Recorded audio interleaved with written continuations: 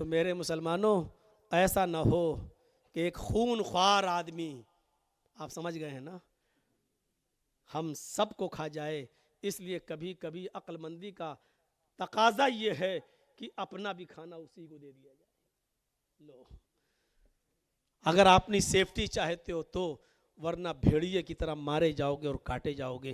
अक्लमंदी और दानिशमंदी का पहलू अपनाने की ज़रूरत है, बहुत ही अक्लमंदी और दानिशमंदी की ज़रूरत है। अल्लाह अल्हम्दुलिल्लाह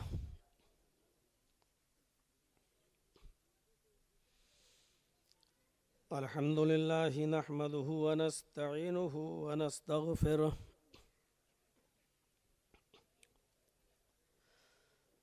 व नऊज़ु बिल्लाहि मिन शुरूरि अनफुसिना व मिन सय्यिआति अअमालिना।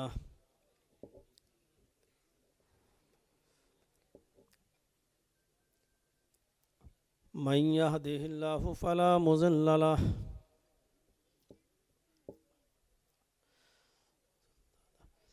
व मन युज़लिल्हु फला हादिय लहु।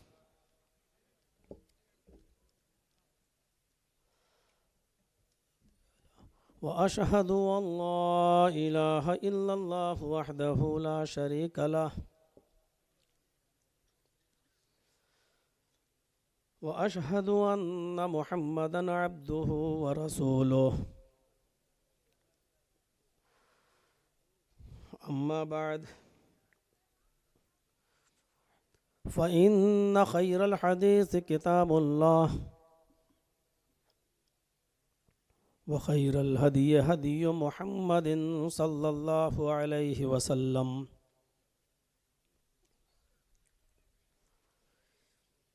व शर्रिल उमूरि मुहदसातुहा व कुल्लु मुहदसतिन बिदअह व कुल्लु बिदअतिन ज़लालह व कुल्लु ज़लालतिन फिन्नार।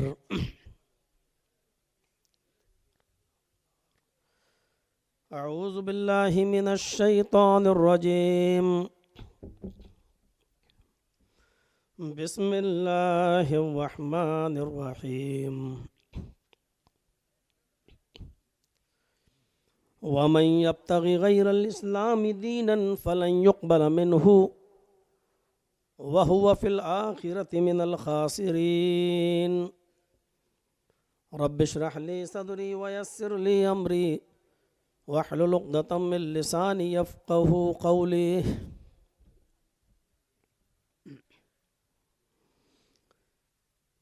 इस इजलास के अज़ीम सदर फ़ज़ीलत शेख असग़र अली इमाम मेहंदी हफ़िज़हुल्लाह, अमीर मरकज़ी जमियत अहले हदीस हिंद,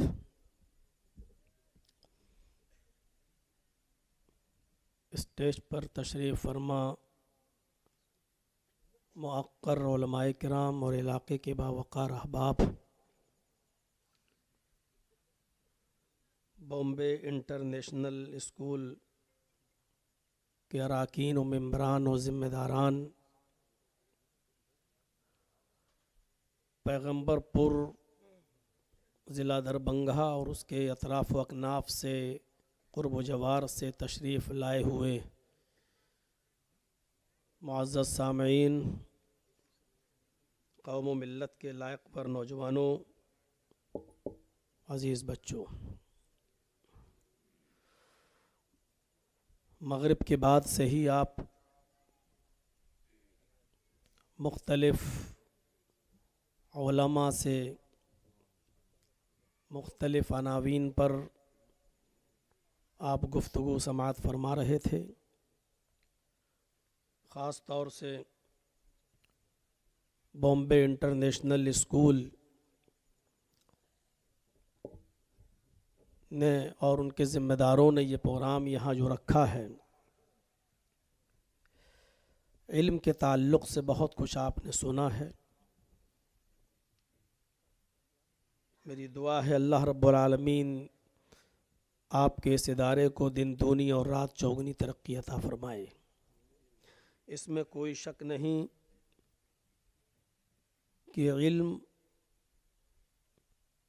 की बहुत सख्त ज़रूरत है, ख़ास तौर पर मुसलमानों को, हमारे बच्चों को। इल्म की अहमियत का अंदाज़ा खुद वजदान से होता है। आप किसी भी जाहिल और अनपढ़ शख्स से भी अगर आप ये कहेंगे कि तुम बहुत बड़े जाहिल हो तो वो बुरा मान जाएगा। यानी एक जाहिल को भी अपनी निस्बत जहालत की तरफ पसंद नहीं है। आप किसी भी अनपढ़ इंसान से भी कहें कि यार कैसे जाहिल इंसान हो तुम, तो अभी वो गाली गलौज पर आमादा हो जाएगा। लेकिन आप किसी भी अनपढ़ और जाहिल आदमी से अगर ये कहें कि यार माशाल्लाह काफ़ी पढ़े लिखे लगते हो, आप तो पढ़े लिखे हो जैसी बातें करते हो, आपके अंदर तो काफ़ी इल्म है, माशाल्लाह पढ़े लिखे लोग भी ऐसी बात नहीं करते हैं, जिस अंदाज से आप गुफ्तगू करते हैं, तो वो जाहिल शख्स भी खुश हो जाएगा।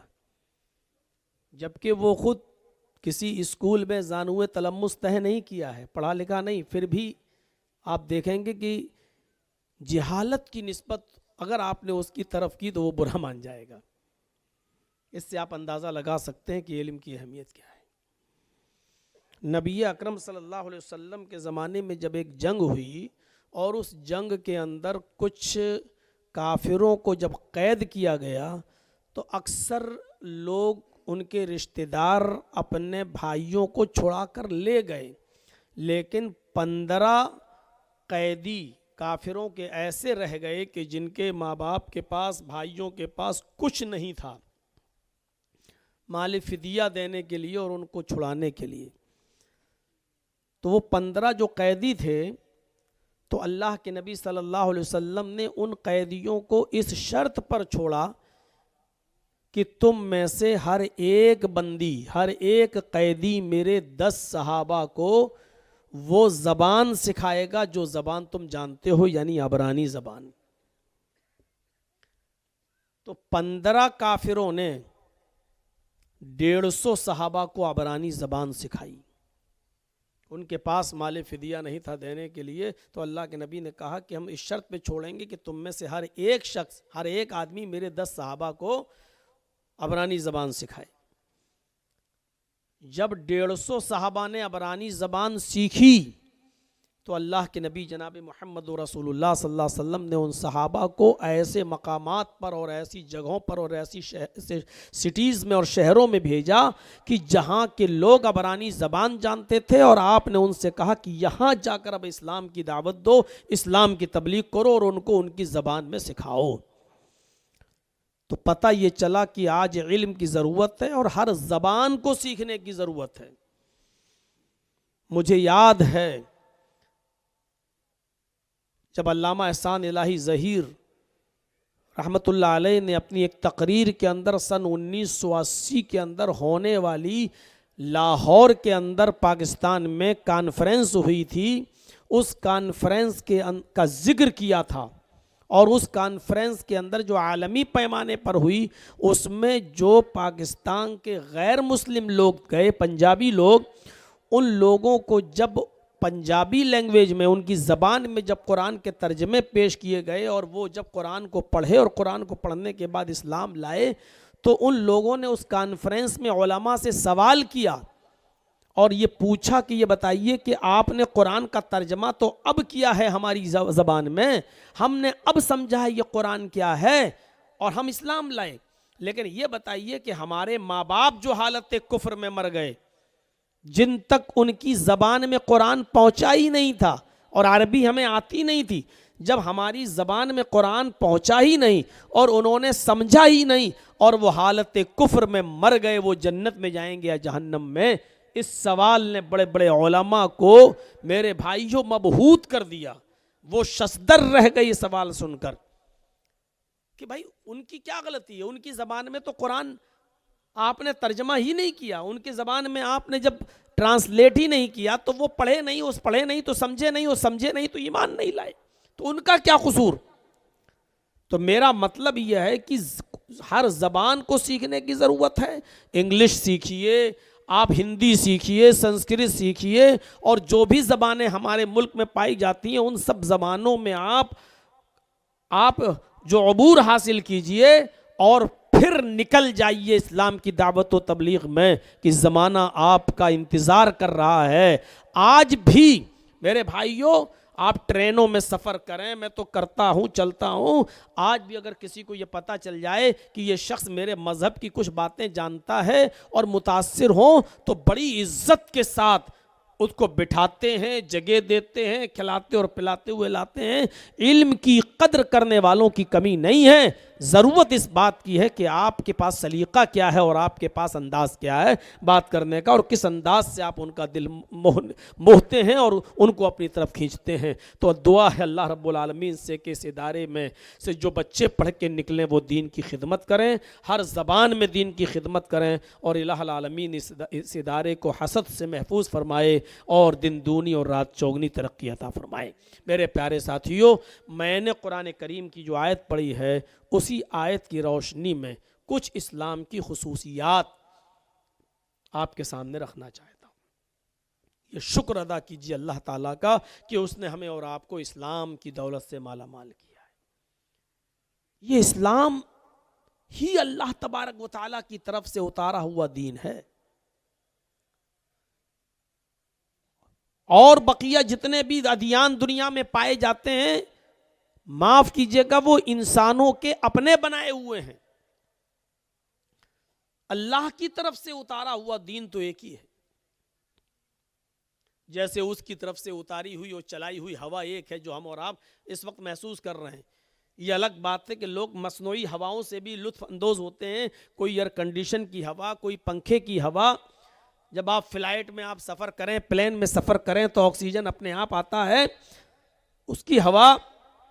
लेकिन अल्लाह तबारक व ताला की तरफ से ये चलाई गई हवा, ये उतारी, ये नाजिल की हवा, ये हवा अल्लाह की तरफ से उतारी है, जो सबके लिए है। बकिया सारी हवाएं तो इंसानों ने खुद ईजाद की हैं। इसी तरीके से अल्लाह तबारक व ताला की तरफ से उतारा हुआ दीन सिर्फ एक ही है, और वो है इस्लाम। बकिया इस्लाम के अलावा जितने भी अदियान दुनिया में दिख रहे हैं वो इंसानों के अपने बनाए हुए दीन हैं। और अल्लाह ने इस्लाम के ताल्लुक से कहा है कि इस्लाम को छोड़कर अगर कोई दूसरा दीन तुम तलाश करोगे, वमन यब्तगी गैरल इस्लामी दीनन फलन युक़बल मिन्हु वहुव फिल आखिरति मिनल खासिरीन। इस्लाम को छोड़कर अगर कोई दूसरा दीन तुम तलाश करोगे, कोई दूसरा दीन तुम इख्तियार करोगे, तो वो हरगिज कबूल नहीं किया जाएगा। लन के साथ कहा अल्लाह ने, फलन युक़बल मिन्हु, वो हरगिज कबूल नहीं किया जाएगा। वहुव फिल आखिरति मिनल खासिरीन, और वो आखिरत के अंदर नुकसान उठाने वालों में से हो जाएगा। इस्लाम ही तो अल्लाह की तरफ से उतारा हुआ दीन है। कोई शख्स ये ना कहे, आजकल की प्रिंट मीडिया और इलेक्ट्रॉनिक मीडिया फौरन इसको उछालेगी, देखो सिर्फ अपने मजहब की तारीफ कुरान में आई है, सिर्फ इस्लाम ही की तारीफ आई है, और इसी को शोशा बनाकर उछालना शुरू कर देगी। लेकिन यह गौर नहीं करेगी कि आदम अलैहिस्सलातु वस्सलाम से लेकर मुहम्मदुर रसूलुल्लाह तक जितने भी अंबिया आए, जितने भी पैगंबर इस दुनिया में आए, जितने भी एलची कासिद इस दुनिया में आए, सब इसी दीन को लेकर आए। ये मुहम्मदुर रसूलुल्लाह का दीन नहीं है सल्लल्लाहु अलैहि वसल्लम, ये सिर्फ मुहम्मदुर रसूलुल्लाह का दीन नहीं है। गलती हम मुसलमानों की यह है कि हम मुसलमान अभी तक अपने गैर मुस्लिम भाइयों को ये नहीं बता सके कि ये मुहम्मदुर रसूलुल्लाह का दीन नहीं है, ये दीन तो सारे नबियों का है, ये दीन तो ईश्वरीय धर्म, ईश्वरीय मजहब, अल्लाह की तरफ से उतारा हुआ दीन है। ये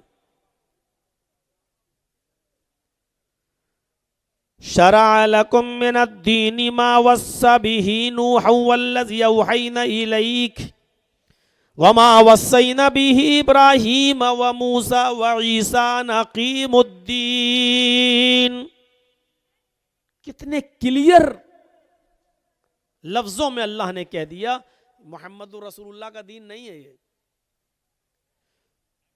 शरअ लकुम मिनद्दीनि मा वस्सा बिही नूहन वल्लज़ी औहैना इलैक, ऐ मोहम्मद सल्लल्लाहु अलैहि वसल्लम, हमने आपको कोई नया दीन देकर नहीं भेजा, हमने आपको कोई नया इस्लाम, कोई नई शरीयत देकर नहीं भेजा, आपको उसी दीन के निफाज का हुक्म दिया गया है जिस दीन के निफाज का हुक्म नूह अलैहिस्सलाम को दिया गया था, जो शरीयत नूह अलैहिस्सलाम लेकर गए थे, जो पैगाम मोहम्मद नूह अलैहिस्सलाम ने लोगों को दिया।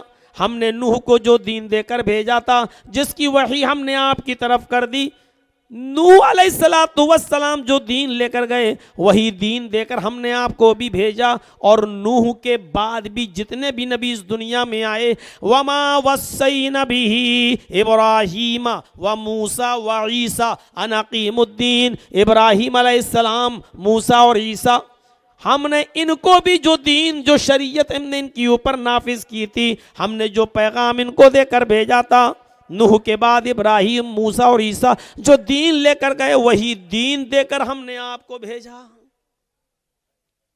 कितना क्लियर है, यानी कोई नया दीन नहीं है। अब गौर करिए, नूह अलैहिस्सलातु वस्सलाम से जोड़ा है,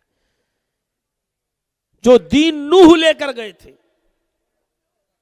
और हम पढ़ें, मुताला करें तो नूह अलैहिस्सलातु वस्सलाम का बहुत गहरा ताल्लुक निकलेगा हमारे हिंदू भाइयों से, जिनको वो मनु के नाम से याद करते हैं।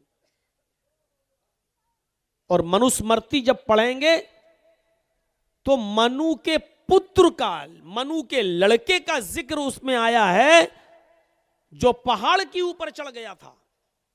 और मनु ने अपने पुत्र से कहा था, हाय मेरे पुत्र, मेरी कश्ती, मेरी नौका में, मेरी नाविका में आ जा, मेरी नाव में बैठ जा, आज ईश्वरीय प्रकोप किसी को नहीं छोड़ेगा।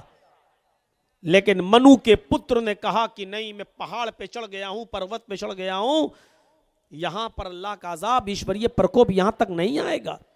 जमीन से पानी निकला, मनुस्मृति में लिखा, धरती से पानी और आसमान से बारिश, नीचे से भी पानी, ऊपर से भी पानी, और पानी पहाड़ तक पहुंच गया। और मनु का पुत्र मनु के आंखों के सामने डूबकर मर गया, यानी मनु अपने पुत्र को नहीं बचा सके। जो वाकया मनुस्मृति में मनु के बेटे का लिखा है, यही कुरान के अंदर नूह अलैहिस्सलातु वस्सलाम के बारे में कुरान ने कहा है कि नूह अलैहिस्सलाम ने अपनी कौम को जब दावत व तबलीग का फरीज अंजाम दिया, तो उनका बेटा तक जब उन पर ईमान नहीं लाया, तो अल्लाह का जब अजाब आया और नूह ने बद्दुआ की, तो जमीन से पानी और आसमान से बारिश, और नूह का बेटा कनान जब पहाड़ के ऊपर चढ़ गया, नूह अलैहिस्सलाम ने अपने बेटे से कहा, बेटे मेरे कश्ती में आ जा, आज अल्लाह का अजाब किसी को नहीं छोड़ेगा।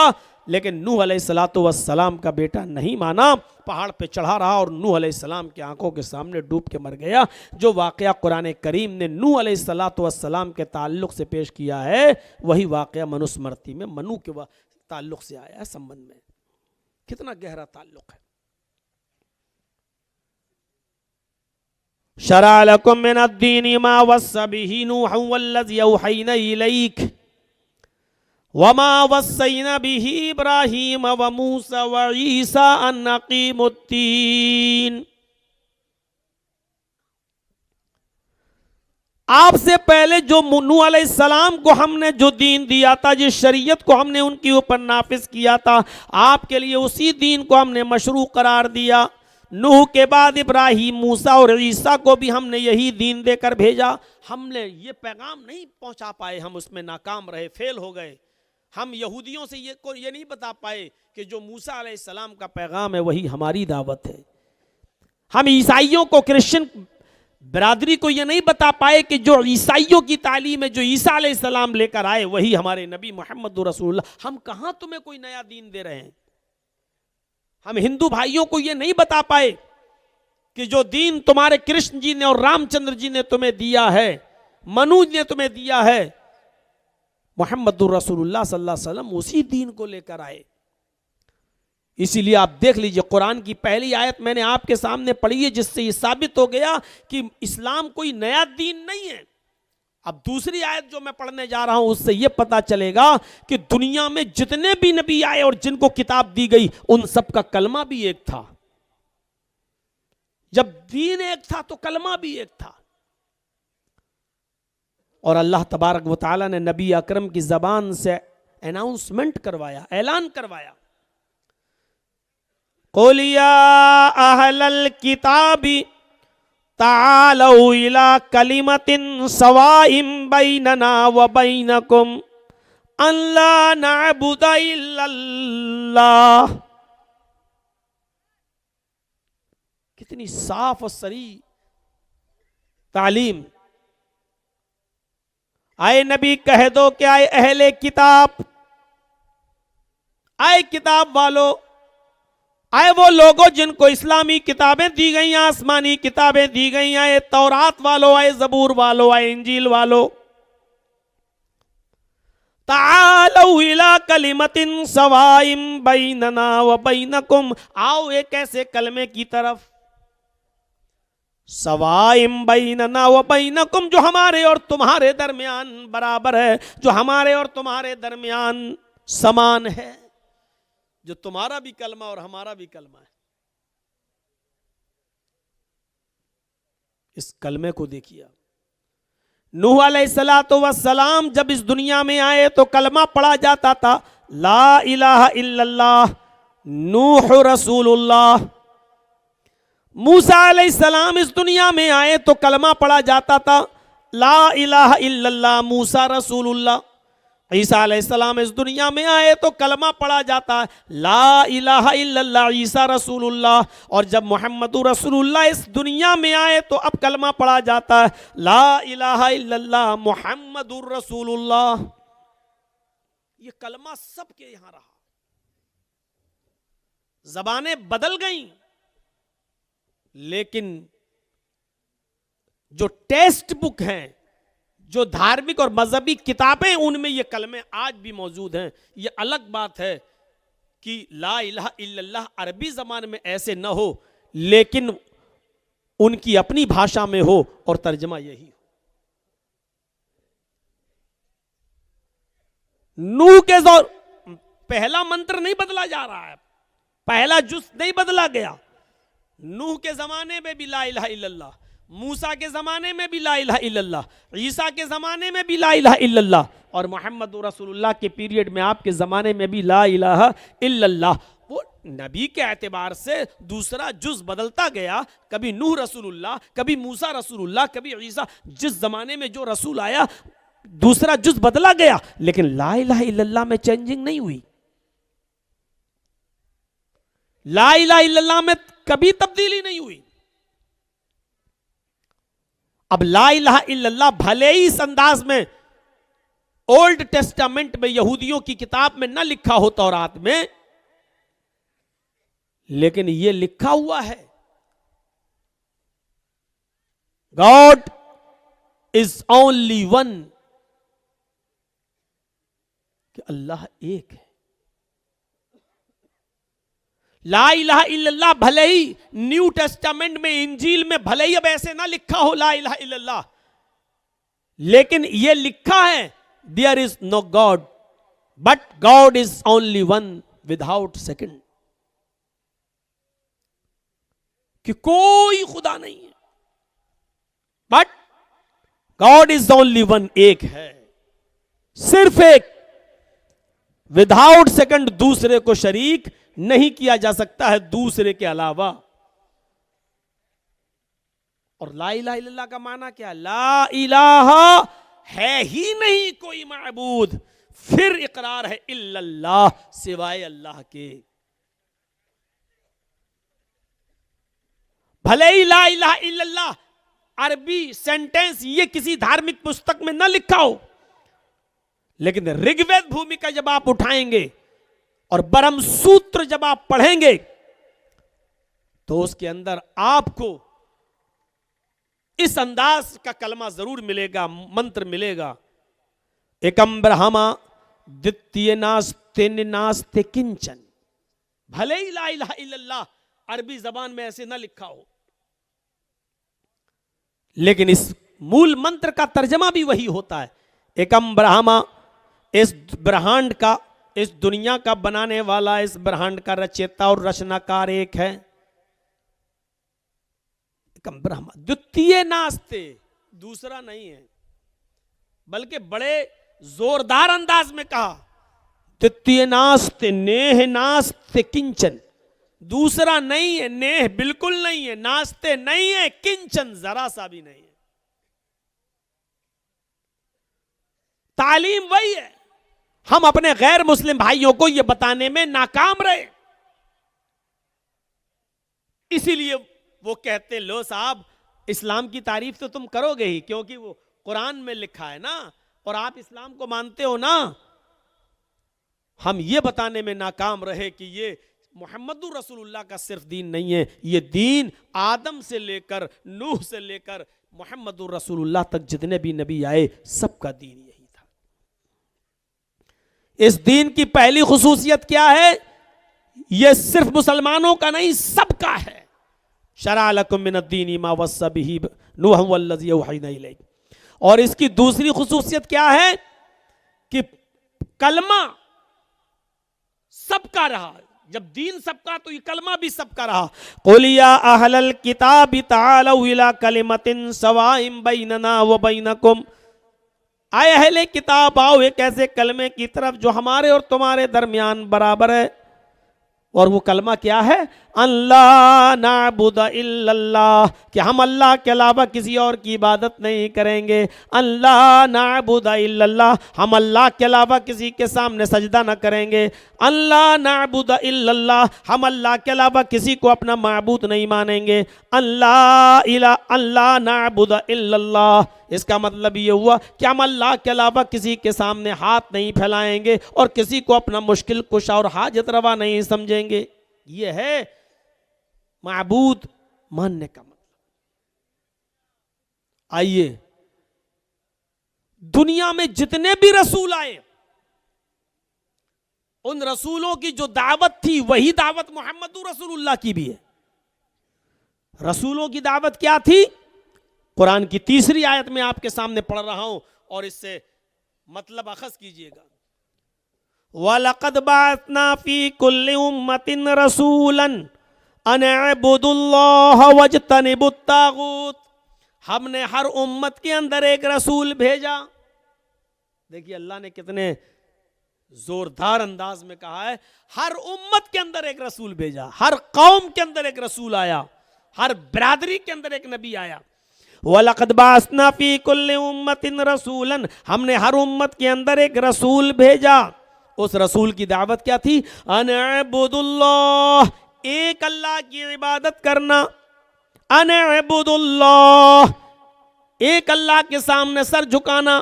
अन अअबुदुल्लाह, एक अल्लाह की परिस्तिश करना, एक अल्लाह की इबादत करना। वज्तनिबुत तागूत, और तागूत की इबादत से, तागूत की पूजा से बचना। तागूत किसको कहते हैं?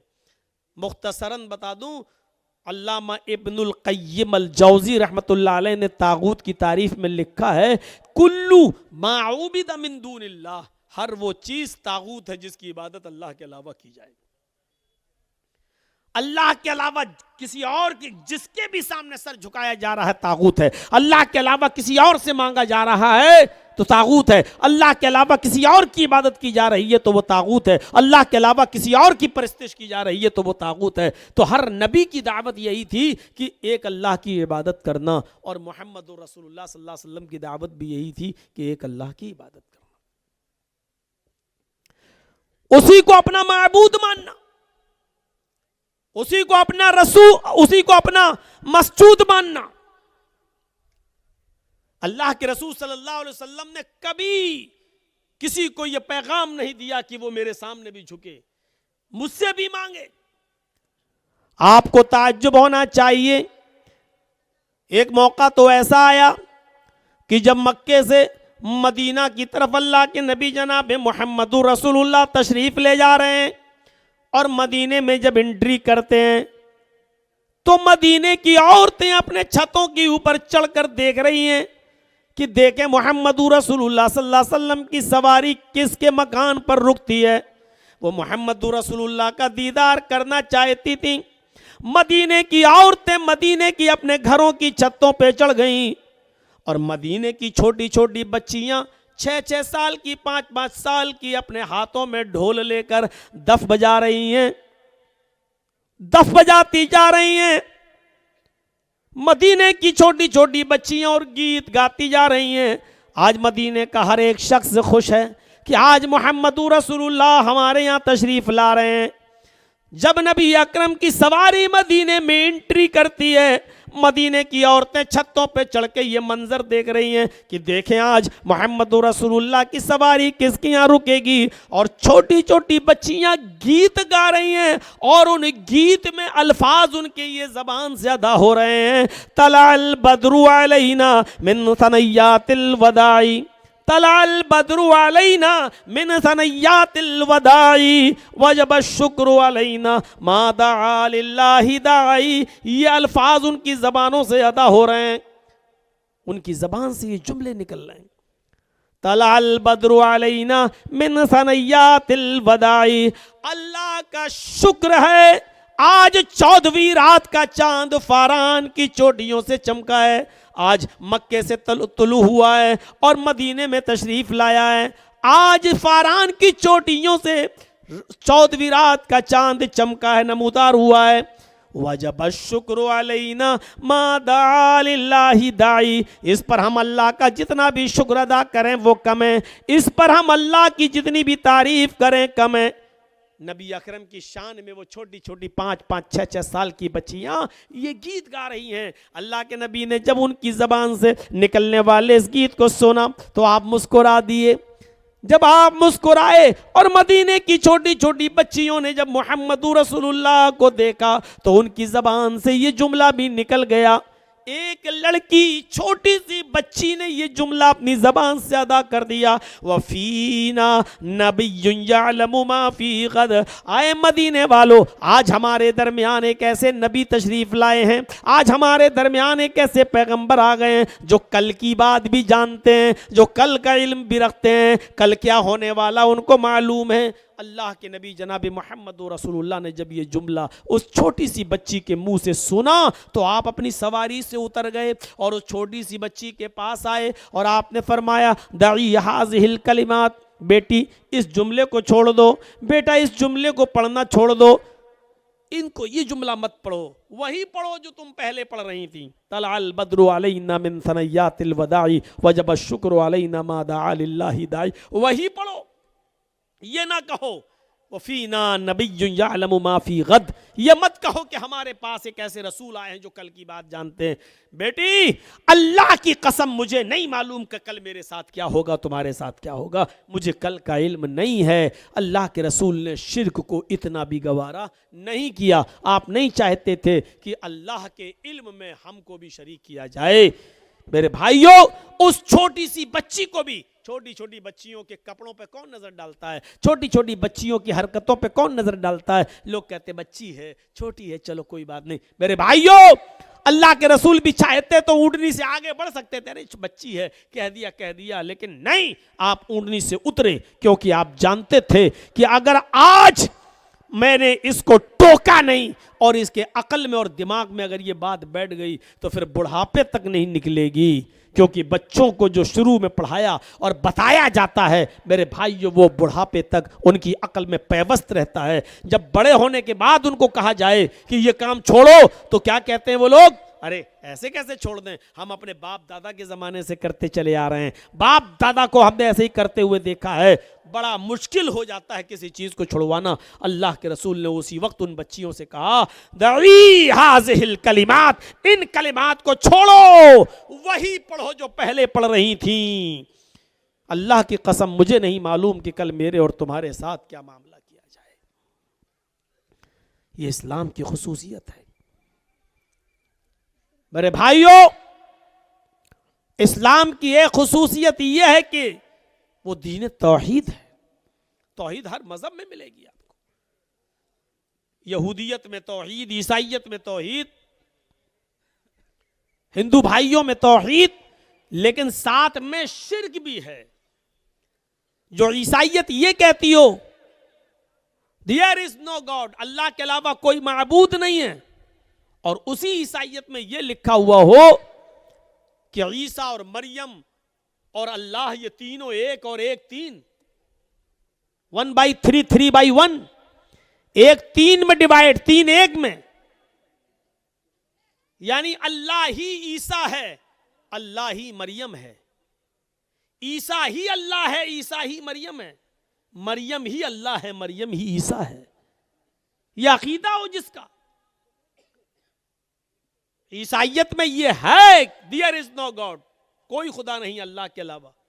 लेकिन उसी ईसाइयत में शिर्क भी है। और शिर्क क्या है?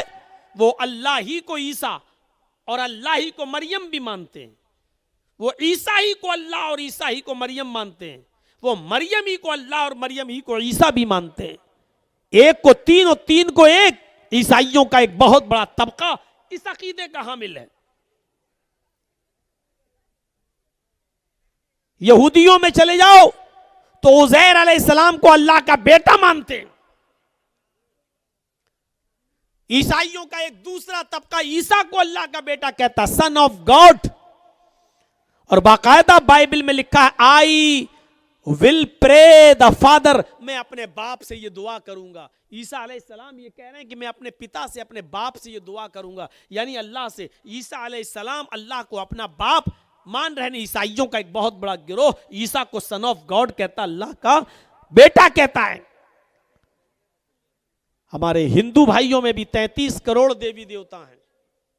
जहां यह लिखा हो एकम ब्रह्मा द्वितीय नास्ते, एक ही ब्रह्मा है दूसरा नहीं, एक ही ब्रह्मांड का रचयिता और रचनाकार, मास्टर ऑफ वर्ल्ड, एक क्रिएटर ऑफ यूनिवर्स, एक ही है दूसरा नहीं। जहां इतनी बड़ी तौहीद हो, वहां यह भी लिखा है कि 33 करोड़ देवी देवता हैं तुम्हारे। यचित्तियो यो पिम्बिम्बा नस्तस्मा देवी शोरीरिशा, यजुर्वेद के इस मंत्र को देखिए, जहां यह लिखा उसी से मांगो वही सब कुछ देने वाला है। यचित्तियो यो पिम्बिम्बा, उसी से मांगो वही सब कुछ देने वाला है। नस्तस्मा देवी शोरीरिशा, उसके अलावा कोई भी देवी देवता तुम्हें कुछ नहीं दे सकता। जहां इतनी बड़ी तौहीद हो वेदों के अंदर, वहां यह भी हो कि तुम्हारे 33 करोड़ देवी देवता हैं। रोजाना एक देवी को या एक देवता को आप खुश कर सकते हो, और 33 करोड़ को करना जरूरी है। सबको खुश करो। और यह भी कहा एक दिन में एक ही होगा, दो नहीं हो सकते हैं। और एक भी अगर ना खुश रहा, अप्रसन्न रहा, तो जिंदगी भर की तपस्या भंग, जिंदगी भर की इबादत बेकार। अब आप बताइए, 33 करोड़ देवी देवताओं को खुश करने के लिए कितना समय चाहिए, कितने दिन चाहिए? 33 करोड़। एक दिन में एक खुश होगा, एक दिन में दो नहीं हो सकते।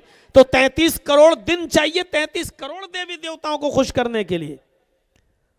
इंसान के पास इतना समय कहां है कि वो 33 करोड़ दिन तक जिंदा रह सके और 33 करोड़ देवी देवताओं को खुश कर सके। कुरान करीम तौहीद से भरा हुआ, तौहीद की दावत देते हुए कहता, कुल हुवल्लाहु अहद, आए नबी कह दो कि अल्लाह एक है, अल्लाहुस समद, वो बेनियाज है, लम यलिद वलम यूलद, इसी पर पूरी तौहीद टिकी हुई है। लम यलिद वलम यूलद, उसने किसी को नहीं जना और न वो जना गया है, यानी उसको भी किसी ने नहीं जना, न उसने किसी को पैदा किया, न उसको किसी ने पैदा किया। लम यलिद वलम यूलद, न वो किसी का बेटा है न उसका कोई बेटा है। लम यलिद, न उसने किसी को जना, यानी न वो किसी का बाप है। वलम यूलद, न वो जना गया, यानी न वो किसी का बेटा है, न उसका बाप है, न उसका बेटा है, न उसकी बीवी है। ये तौहीद है खालिस। ये है उदऊनी अस्तजिब लकुम, मुझसे मांगो मैं तुम्हें दूंगा। ला तदऊ मिन दूनिल्लाहि मा ला यनफउका वला यजुर्रुक फ़इन फ़अल्त फ़इन्नका इज़म मिनज़्ज़ालिमीन। अल्लाह को छोड़कर तुम किसी ऐसी हस्ती को मत पुकारो, अल्लाह को छोड़कर तुम किसी ऐसी हस्ती की इबादत न करो, किसी को अपनी हाजत रवाई और मुश्किल कुशाई के लिए मत पुकारो, माला यनफउका वला यजुर्रुक, जो तुम्हें ना नफा पहुंचा सकती है ना नुकसान पहुंचा सकती है। माला यनफउका वला यजुर्रुक, जो तुम्हें ना नफा दे सकती है ना नुकसान पहुंचा सकती है। माला यनफउका वला यजुर्रुक, जो तुम्हें ना नफा दे सकता है ना नुकसान पहुंचा सकता है। फ़इन फ़अलता फ़इन्नका इज़म मिनज़्ज़ालिमीन, अगर तू ऐसा करेगा तो जालिमों में लिखा जाएगा। फ़इन फ़अलता फ़इन्नका इज़म मिनज़्ज़ालिमीन, अगर तू अल्लाह को छोड़कर किसी और से मदद तलब करेगा, मांगेगा, पुकारेगा तो तू जालिम कहलाएगा। यही तौहीद है। इस्लाम की खुसूसियत यह है कि ये दीने तौहीद है। दूसरी खुसूसियत यह कि रिसालत का सही तसव्वुर इस्लाम ने पेश किया है। दुनिया में जितने भी मज़ाहिब हैं, किसी भी मजहब के मजहबी इंसान मजहब को उठाकर देख लो, वो किसको मानते, जिसको भी मानते हैं उन्होंने उसको इंसान ही नहीं रहने दिया। कोई एक मजहब उठा दो, कोई एक धर्म, गौतम बुद्ध के मानने वालों ने, आप चले जाइए नेपाल लुम्बिनी में, मैं गया हूं गौतम बुद्ध का मंदिर, मुझे जब मेरा प्रोग्राम था लोग मुझे घुमाने के लिए ले गए, मुझे दिखाया गौतम बुद्ध में के मूर्ति के नीचे लिखा हुआ है बुद्ध भगवान। वो गौतम जो अपने सच्चाई की तलाश में निकले, अपनी बीवी को छोड़ा, अपने बेटे राहुल को छोड़ा और सच्चाई की तलाश में जंगलों में निकल गए, लकड़ियां चबा चबा कर जंगल में घूमते रहे और अपनी परवरिश करते रहे और सच्चाई की तलाश में रहे। जो एक इंसान थे, लेकिन उनके मानने वालों ने इंसानियत के दर्जे से उनको निकाल कर भगवान का दर्जा दे दिया। और आज गौतम बुद्ध के मंदिर पर आप देखेंगे लिखा होगा बुद्ध भगवान। बहुत दूर मत जाइए, दिल्ली चले जाइए, सिखों के गुरुद्वारे में चले जाइए, आप चांदनी चौक पर जहां गुरु नानक जी की मूर्ति बनी हुई है, आप अंदर जाएंगे तो आपके सर पे वो लोग रुमाल रख देंगे, कुछ कपड़ा रख देंगे और कहेंगे कि अब जाइए आप। कोई भी जा सकता है वहां, लेकिन उनके जो कानून है उसको फॉलो करना पड़ेगा। सर पे कुछ कपड़ा वपड़ा रख के, रुमाल वगैरह रख के आप जा सकते हैं। मैंने देखा है मेरे भाइयों, आज भी गुरु नानक की मूर्ति पर लिखा है नानक भगवान। वो गुरु नानक, जब आप गुरु ग्रंथ पढ़ेंगे तो गुरु नानक का एक वाकया गुरु ग्रंथ में आपको मिलेगा एक मुसलमान के ताल्लुक से, कि बहुत कंजूस और बखील एक मुसलमान था, चमड़ी चली जाए दमड़ी न जाए, 1 रुपया नहीं देगा उसके बदले में, चाहे उसकी चमड़ी उधेड़ ली जाए। लगता है ऐसा शख्स खाने में अगर मक्खी भी गिर जाए तो निकाल के फेंकता नहीं होगा, पहले चूसता होगा फिर फेंकता होगा। इतना कंजूस बखील मुसलमान। जब नानक जी को पता चला, ये गुरु ग्रंथ में लिखा है उनकी किताब में, जब उनको पता चला है तो गुरु नानक उसके पास एक सुई लेकर गए। वो सुई जो कपड़ा सिलते हैं जिससे हम लोग, एक छोटी सी सुई उसके पास लेकर गए और गुरु नानक ने उस मुसलमान आदमी से कहा कि मेरे भाई, मैं ये छोटी सी सुई लेकर आया हूं। उसने बड़ी इज्जत की उस गुरु नानक की और कहा ये बैठिए। उसने नाश्ता पानी चाय जो भी उस दौर में चलता था उसने खिलाया पिलाया, और इस गुरु नानक ने चलते वक्त उस मुसलमान को सुई दी और सुई देकर कहा ये आज रख लीजिए, मैं आपके पास अमानत के तौर पे रख रहा हूं, ये सुई आज रख लेना अपने पास संभाल कर, और मैं जा रहा हूं। तुम्हारे धर्म में तुम्हारा अकीदा ये कि एक दिन इंसान मरेगा, फिर दोबारा उसको उठाया जाएगा, कयामत के दिन उसका हिसाब व किताब होगा। मुसलमान ने कहा जी हाँ। फरमाया बस इस सुई को तुम अभी रख लो, अपने बेटों को भी नसीहत कर दो कि जब तुम मरो तो ये सुई भी तुम्हारे साथ तुम्हारी कब्र तक पहुंचा दें। कल कयामत के दिन जब उठो और जब अल्लाह तुम्हारा हिसाब व किताब ले तो ये सुई मुझे कल कयामत के दिन दे देना। वो मुसलमान कहने लगा, आपका दिमाग तो नहीं खराब है? भला ये सुई लेकर कोई ऊपर जाएगा है?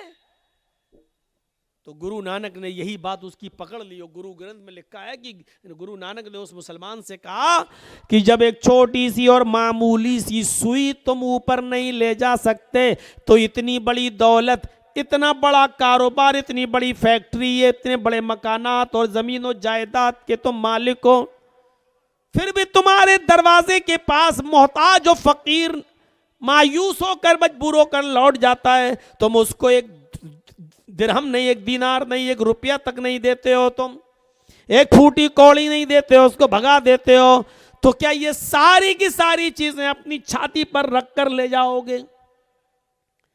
उस मुसलमान पर बड़े बड़े मुल्ला मौलवियों का असर न पड़ा, लेकिन गुरु नानक की इस बात का इतना असर पड़ा कि गुरु नानक लिखते, गुरु ग्रंथ में लिखा है कि उस मुसलमान ने गुरु नानक की बात मानकर अपनी जमीनों जायदाद सदका और खैरात कर दी, अपना मालो दौलत तकसीम कर दिया, सब गरीबों और मिस्कीनों में लुटा दिया। गुरु नानक ये मिसाल मुसलमान की देकर अपने सिख भाइयों को बताना चाहते थे कि देखो, एक मुसलमान हमारी बात इतनी मानता है, तुम सिख बिरादरी के होकर हमारी बात नहीं मानते हो। मैं बताना ये चाहता हूं कि सिखों ने भी उस महान पुरुष को, उस गुरु नानक को भगवान का दर्जा दे दिया, इंसान नहीं रहने दिया। गौतम बुद्ध को बुद्ध भगवान, गुरु नानक को नानक भगवान। जैनियों में चले जाओ तो उन्होंने महावीर जी को भी महावीर भगवान का दर्जा दे दिया। हिंदू भाइयों में आ जाओ, कृष्ण जी और रामचंद्र जी को भी भगवान का दर्जा दे दिया गया। ईसाइयों में चले जाओ, ईसा अलैहिस्सलाम को सन ऑफ गॉड, अल्लाह का बेटा कह दिया गया। मुझे बताओ, दुनिया में ऐसा कौन सा मजहब बाकी है जहां उन्होंने अपने यहां आने वाले महान पुरुष को पुरुष और इंसान ही रहने दिया हो, सिवाय इस्लाम के। इस्लाम वो मजहब है जो अपने दरमियान आए हुए पैगंबर जनाब मोहम्मद रसूलुल्लाह को इंसान मानता है, भगवान खुदा का दर्जा नहीं देता है। बल्कि अल्लाह ताला अपने नबी की जबान से यह ऐलान भी करवा रहा है कि आए नबी, कह दो कहीं ऐसा ना हो कि आपके इंतकाल के बाद दुनिया वाले आपको भी पूजने लगे, आपकी भी इबादत करने लगे, आपको भी भगवान का या खुदा का दर्जा दे दें। इसलिए अपनी जबान से कह दो।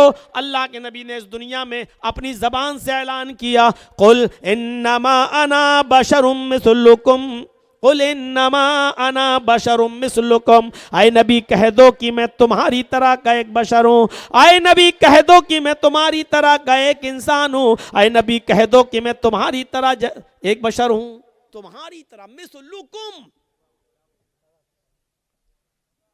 उठने में, बैठने में, लेटने में, सोने में, जागने में, खाने में, पीने में, चलने में, फिरने में, शादी ब्याह में, बीमारी में, सेहत में, मैं तुम्हारी तरह का एक इंसान हूं। तुम्हारे दो हाथ, मेरे भी दो हाथ, तुम्हारे दो पैर, मेरे भी दो पैर, तुम्हारा एक सर, मेरा भी एक सर। तुम्हें बीमारी होती है, मैं भी बीमार होता हूं, तुम्हारे बीवी बच्चे हैं, मेरे भी बीवी बच्चे हैं। तुम खाते हो, पीते हो, मैं भी खाता हूं और पीता हूं। और यही तो वजह थी कि अरब के लोग मोहम्मदुर रसूलुल्लाह को रसूल नहीं मानते थे। वो कहते थे ये कैसा आदमी है, अपने आप को रसूल कह रहा है। क्या एक हमारी तरह उठने बैठने चलने फिरने वाला इंसान भी रसूल हो सकता है? और वो कहते थे मा लिहाज़र रसूल याकुलु ताम व यमशी फिल अस्वाक। ये कैसा रसूल है जो हमारी तरह खाता पीता भी और बाजारों में चलता फिरता भी है। यानी उनकी नजर में ये बड़ी अजीब चीज थी। वो कहते थे कि कोई इंसान भी रसूल हो सकता है, चलने फिरने वाला भी। अरब के लोग इंसान मानते थे लेकिन रसूल नहीं। हमारे यहाँ पर एक मुसलमानों का बहुत बड़ा तबका मोहम्मदुर रसूलुल्लाह को रसूल मानता है लेकिन इंसान नहीं। गौर कीजिए, वो रसूल नहीं मानते थे लेकिन इंसान मानते थे। कहते थे माल हाजर रसूल याकुलु ताम व यमशी फिल अस्वाक। ऐसा इंसान भी रसूल हो सकता है जो खाता पीता हो और चलता फिरता हो बाजारों में, हमारी तरह खाता पीता है, हमारी तरह बाजारों में चलता घूमता है और कह रहा रसूल है। कैसे हम मान लें? और हम रसूल मानते हैं और कहते हैं कि वाह साहब हम जैसे नहीं। इसमें कोई शक नहीं कि अल्लाह के नबी उठने में, बैठने में, लेटने में, सोने में, जागने में, खाने में, पीने में हमारी तरह के एक इंसान थे। और ऐसे इंसान थे कि अल्लाह के नबी सल्लल्लाहु अलैहि वसल्लम के पास एक शख्स आता है, एक सहाबी, बदवी अराबी देहाती आता है, और आने के बाद कुछ बात कहना चाहता अपने इलाके की।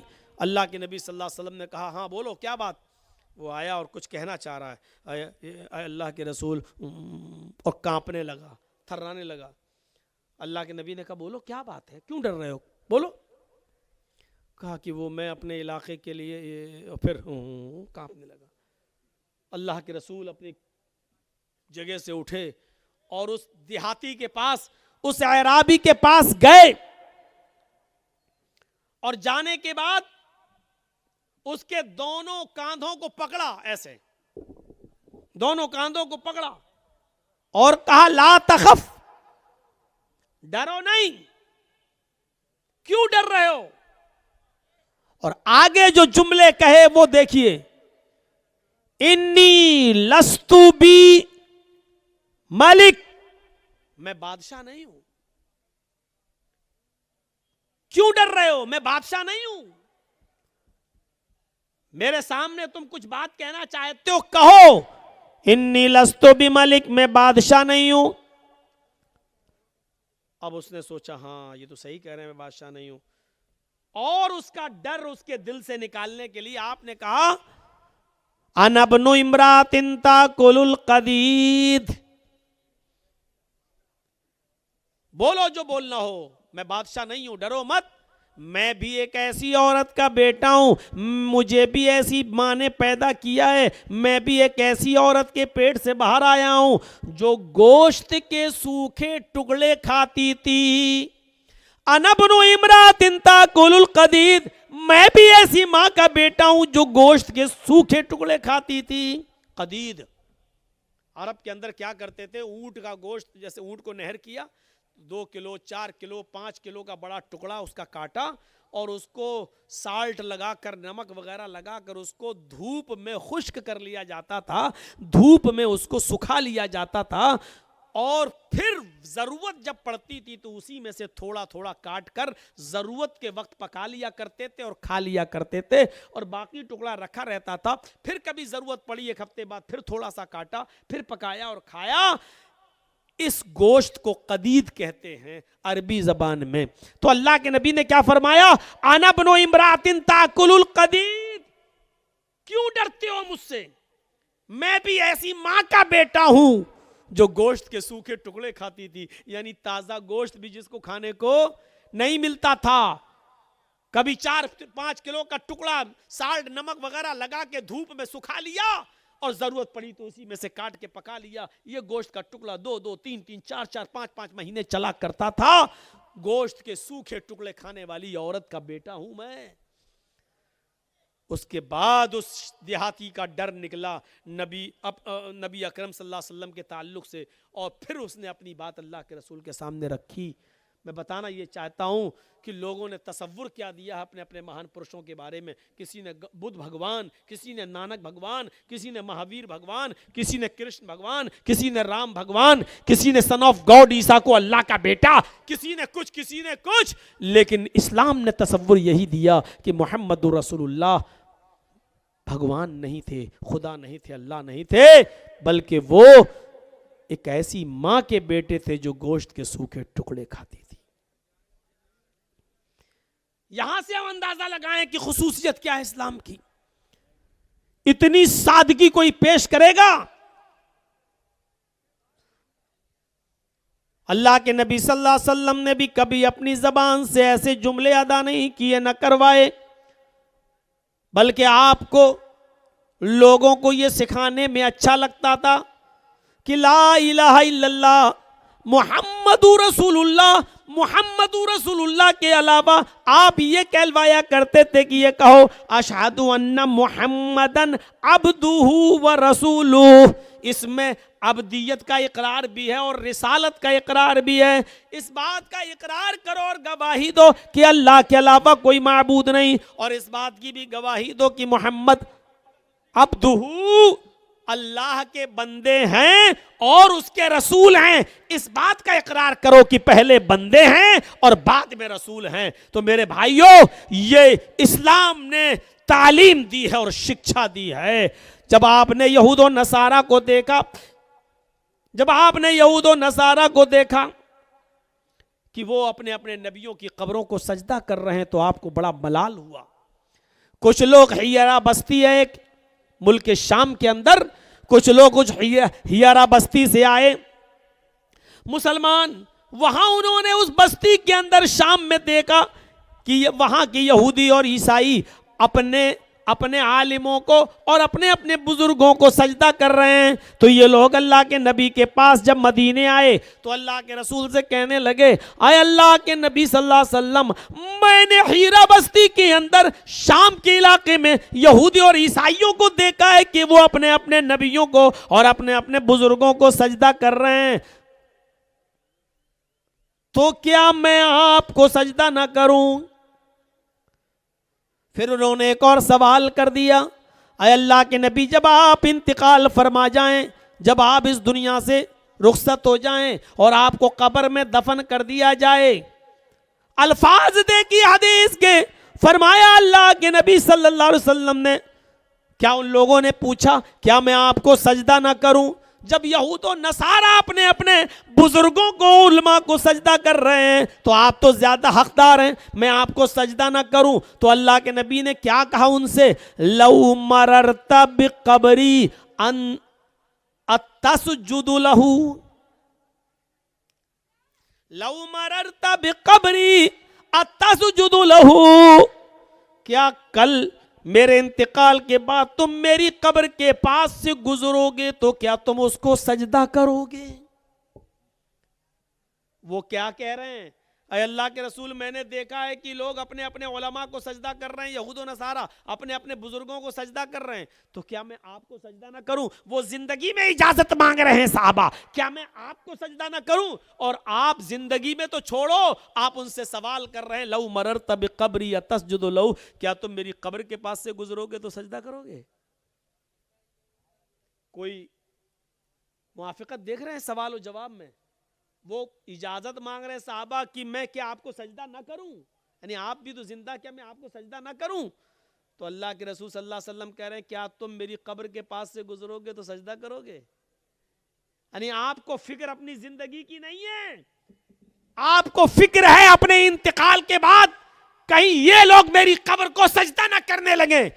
जिंदगी में तो मैं इनको रोक लूंगा, अभी मैं बाहयात हूं, मैं इनको मना कर दूंगा, मैं इनको रोक लूंगा, अभी तो मेरे पास ताकत है रोकने की, अभी मैं मना कर दूंगा, नहीं मुझे सजदा बिल्कुल मत करो। तो जिंदगी में तो मैं रोकने की ताकत रखता हूं, तो आपको फिक्र हुई कहीं मेरे इंतकाल के बाद ये सजदा ना करने लगे मेरी कब्र पर, तो आपने क्या कहा, लौ मररता बिकबरी अतसजुदु लहू, कल तुम मेरी कब्र के पास से गुजरोगे तो सजदा करोगे? उन्होंने कहा ला, नहीं अल्लाह के रसूल, नहीं, कब्र के पास से गुजरूंगा तो सजदा नहीं करूंगा। आपने कहा फला तफअलू, ऐसा करना भी नहीं। उन्होंने कहा मैं नहीं करूंगा, आपने कहा ऐसा करना भी नहीं। उसके बाद अल्लाह के नबी ने फरमाया, लानतुल्लाहि अलल यहूदी वन नसारा इत्तखज़ू कुबूर अंबियाइहिम मसाजिद, अल्लाह की लानत हो यहूदियों पर और नसरानियों पर, जिन्होंने अपने अपने अंबिया की, अपने अपने पैगंबरों की कब्रों को सजदागाह बना लिया, जिन्होंने अपने अपने रसूलों की और अपने अपने नबियों की कब्रों पर सजदा करने की जगह बना लिया। साहिब अर्रहीक़ुल मख्तूम मौलाना सफ़ीउर रहमान साहब मुबारकपुरी रहमतुल्लाह अलैह की किताब पढ़िए, माया नाज तसनीफ़ अर्रहीक़ुल मख्तूम, और आखिरी वक्त के नबी के हालात, तो नबी अकरम ने इंतकाल से 2 दिन पहले ये दुआ भी मांगी थी अल्लाह तबारक व तआला से, अल्लाहुम्मा ला तजअल कब्री वस्नन युअबद, अल्लाहुम्मा ला तजअल कब्री वस्नन युअबद, आय अल्लाह मेरे इंतकाल के बाद मेरी कब्र को बुत खाना ना बना देना, अल्लाह मेरी कब्र को मेरे इंतकाल के बाद ऐसी जगह ना बना देना जहां लोग इबादत करने लगे, मेले ठेले लगने लगे, ज़ियारतें होने लगे, चिराग जलने लगे, ये सब होने लगे। आपने मना किया और आपने फरमाया, दुआ भी की अल्लाह, पहले तो ये कहा अल्लाह की लानत हो यहूद और नसारा पर जिन्होंने अपने अपने नबियों की कब्रों को सजदा गाह बना लिया, और बाद में ये दुआ भी कर ली कि अल्लाह मेरी कब्र को सजदा गाह मत बना देना, मेरी कब्र को चूमने चाटने की जगह ना बना देना। मेरे भाइयों, यहाँ से आप सीखिए कि आपने अपने बारे में क्या कहा। ये सिर्फ इस्लाम की खुसूसियत है, सिर्फ इस्लाम की, वरना हिंदू धर्म, हिंदू भाइयों में देवी देवता नहीं। एक बेटा अपने शराबी और जुआरी बाप के भी पैर छूता है और उसको भी रुकू करता और सजदा करता है। एक पत्नी अपने जुआरी और कबाबी पति के भी पैर छूती है। इस्लाम के तसव्वुर को समझने की कोशिश करो तो इस्लाम तौहीद, दीन तौहीद भी है, दीन रिसालत भी है, रिसालत का सही तसव्वुर पेश करता है। और हिंदू मजहब की किताबों में भी लिखा है कि आखिरी नबी भगवान नहीं इंसान होगा, उसका नाम अहमद होगा। वेदाहामिद पुरुष महानिमादित्य वरुण तपस्स प्रस्तात यन्याय। वेदाहामिद पुरुष, अहमद पैदा होगा, अहमिद जन्म लेगा, पुरुष से महानिमादित्य, महान पुरुष होगा, उसके बराबर कोई दूसरा नहीं होगा।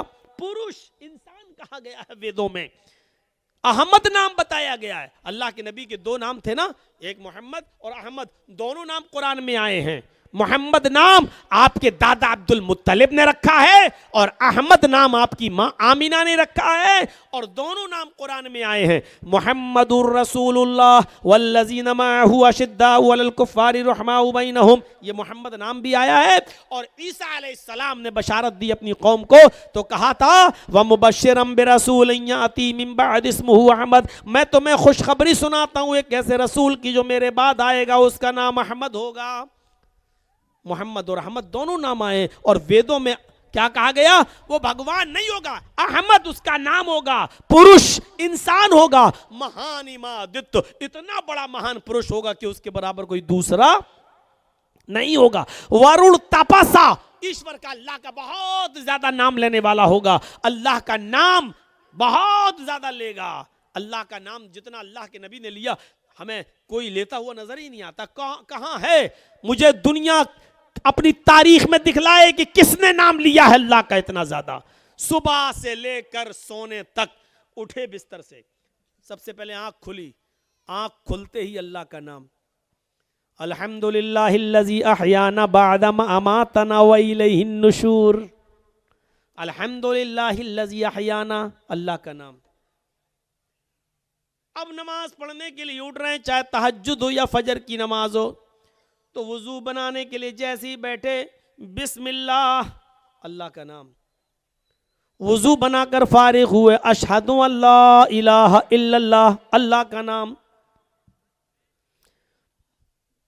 मस्जिद में कदम रखने जा रहे हैं नमाज फजर के लिए, जैसी मस्जिद में कदम रखते हैं, अल्लाहुम्मा फ़्तह ली अबवाबा, अल्लाह का नाम। अल्लाहुम्मा फ़्तह ली अबवाब रहमतिक, अल्लाह का नाम। मस्जिद में दाखिल होते हैं, नमाज शुरू करते हैं, अल्लाहु अकबर, अल्लाह का नाम। जब तक खड़े हैं अल्लाह की हम्दो सना और तारीफ, अल्लाहुम्मा बाइद बैनी व बैना खताया या सुब्हानक अल्लाहुम्मा व बिहम्दिका व तबारक अस्मुका, अल्हम्दुलिल्लाहि रब्बिल आलमीन अर्रहमानिर रहीम मालिक यौमिद्दीन, अल्लाह की हम्दो सना। अब रुकू में जा रहे हैं तो अल्लाहु अकबर, अल्लाह का नाम। जब तक रुकू में अल्लाह का नाम, सुब्हानक अल्लाहुम्मा रब्बना व बिहम्दिका अल्लाहुम्मा इग़फिरली, अल्लाह का नाम। या सुब्बुहुन कुद्दूसुन रब्बुल मलाइकति वर्रूह, अल्लाह का नाम। या सुब्हान रब्बियल अज़ीम, रब का नाम। रुकू से उठ रहे हैं तो समी अल्लाहु लिमन हमिदा, अल्लाह का नाम। सजदे में जा रहे हैं तो अल्लाहु अकबर, अल्लाह का नाम। जब तक सजदे में हैं अल्लाह का नाम। दोनों सजदों के बीच में बैठे हुए हैं तो रब्बिग़फिरली, रब्बिग़फिरली, अल्लाह का नाम, रब का नाम। या अल्लाहुम्मा इग़फिरली वरहमनी वहदनी वआफ़िनी वरज़ुक़नी, अल्लाह का नाम। आखिरी रकात में बैठे हैं तो अत्तहियात में बैठे हैं तो अल्लाह का नाम, अत्तहियातु लिल्लाहि वस्सलावातु वत्तय्यबात, अल्लाहुम्मा सल्लि अला मुहम्मद, अल्लाहुम्मा बारिक अला मुहम्मद, अल्लाहुम्मा इन्नी अऊज़ु बिका मिन अज़ाबिल क़ब्र व अऊज़ु बिका मिन फितनतिल मसीहिद दज्जाल, या अल्लाहुम्मा इन्नी ज़लमतु नफ़्सी ज़ुल्मन कसीरन वला यग़फ़िरुज़ ज़ुनूबा इल्ला अंत।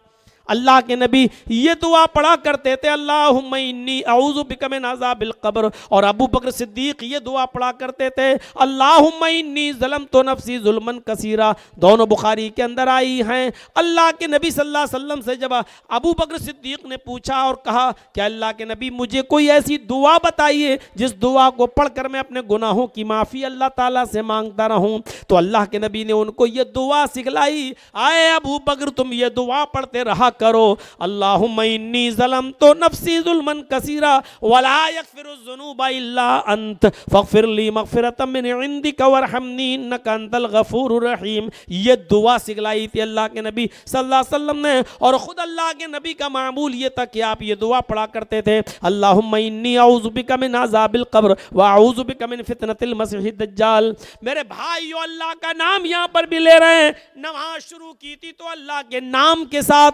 अल्लाहु अकबर। अब जब नमाज कंप्लीट करके ख़त्म करने का वक्त आया तो अल्लाह ही के नाम पर ख़त्म कर रहे हैं, अस्सलामु अलैकुम व रहमतुल्लाह।